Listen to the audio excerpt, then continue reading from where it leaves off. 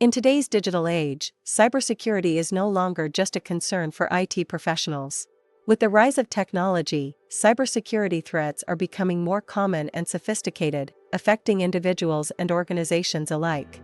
That's why it's essential for everyone to have basic cybersecurity skills to protect themselves and their organizations from these threats. So, what are the essential cybersecurity skills everyone should have?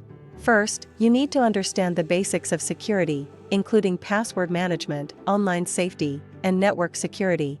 You should also know how to identify and avoid phishing scams, use two-factor authentication, and keep your software up to date. Another critical skill is threat response. You should know how to respond to a cyber attack, including containing the threat, assessing the damage, and reporting the incident.